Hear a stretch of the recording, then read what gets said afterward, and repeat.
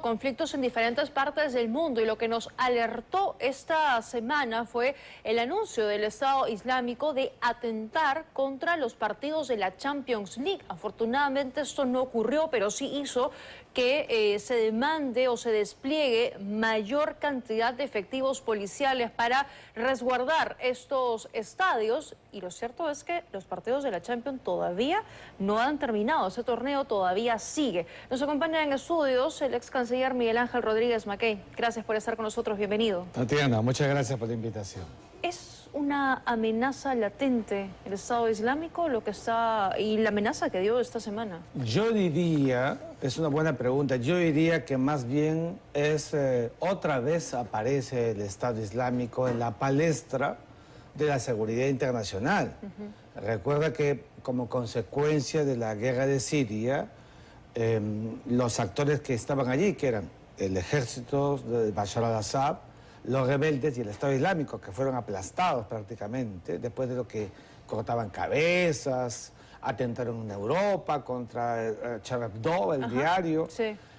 Luego bajaron el tono, el califato quedó en stand-by, han reaparecido más bien. Y lo hemos visto en las afueras de Moscú con el atentado, sí, ¿no es cierto?, donde muerto 143 moscovitas.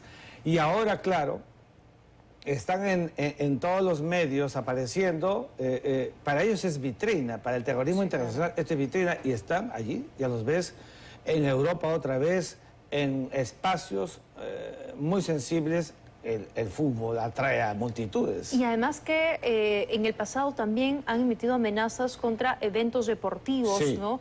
La propia Champions, recordábamos también el Mundial de Rusia, la Eurocopa, entonces siempre están presentes. Están presentes porque para ellos, donde haya grupos relevantes, entonces acometen más. Recuerda que están los grupos terroristas y los lobos solitarios, sí, que también actúan y que en conjunto expresan el terrorismo internacional. Responden, ¿no?, a una ideología. Así es. Y esto hay que distinguirlo de lo otro, que es también una conducta europea con el tema islámico, ¿no es cierto? Hay ciertas, yo siempre digo, complejos y anomalías en la convivencia con sectores islámicos de paz, como ha pasado en Francia, pero que por supuesto son distintos y distantes al terrorismo islámico que se ha presentado en gran medida en los últimos años y que es una amenaza no convencional. ¿Qué significa eso?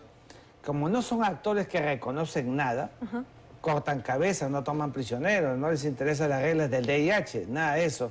Es terrorismo como Al-Qaeda, como... Sí.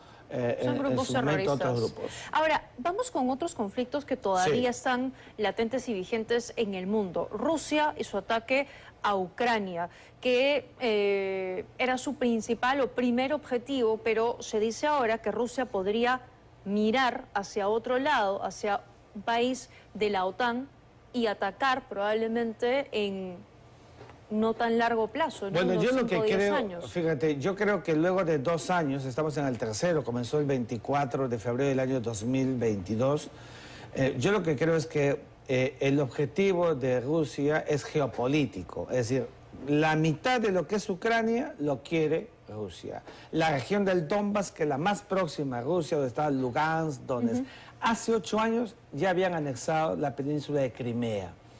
Pero claro, bajo la premisa de que Ucrania iba a ingresar en la OTAN. Ucrania no entraba en la OTAN, pero ha entrado Finlandia y entró Suecia. Pero tiene el respaldo, claro. Y entonces ahora son 32.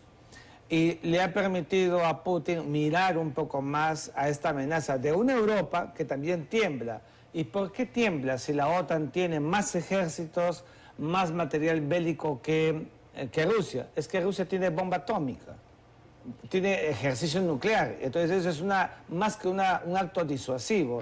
Entonces evidentemente allí se crea un componente de agresión, de tensión permanente, que es la que se está viviendo en Europa del Este con repercusión en diversos ámbitos del sistema internacional. ¿Y qué pasa, por ejemplo, en el Medio Oriente?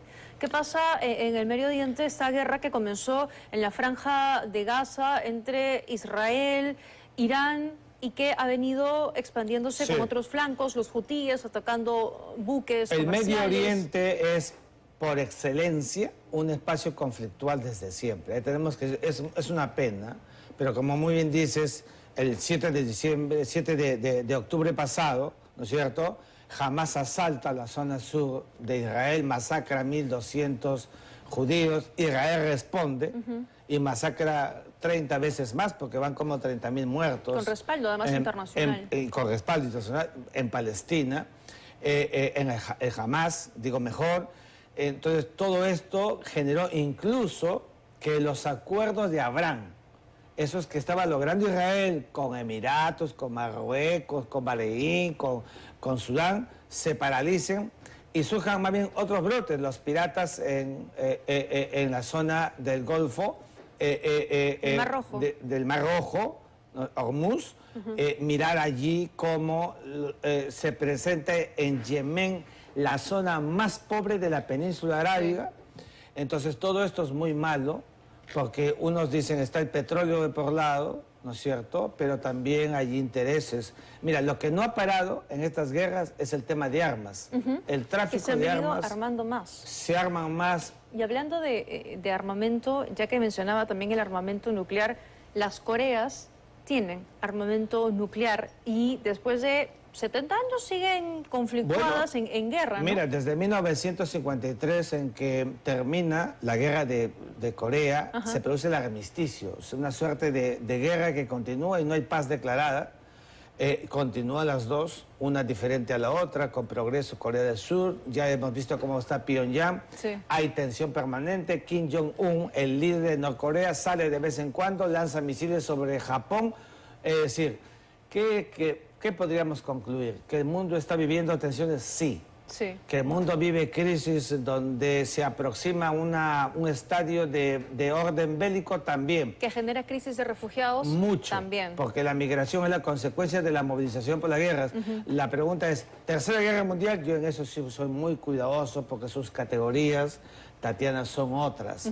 Lo que sí pasa es que este es un mundo convulso de ida y vuelta, en el que la paz pareciera que no está doblegada, pero no aparece todavía firme como quisiéramos. Sí, sí. Y con líderes como Kim Jong-un, Putin y probablemente nuevamente Trump, la situación se vuelve aún más tensa. Muchas gracias por habernos acompañado esta noche. Gracias a ustedes. Muy bien, así son las cosas en el mundo.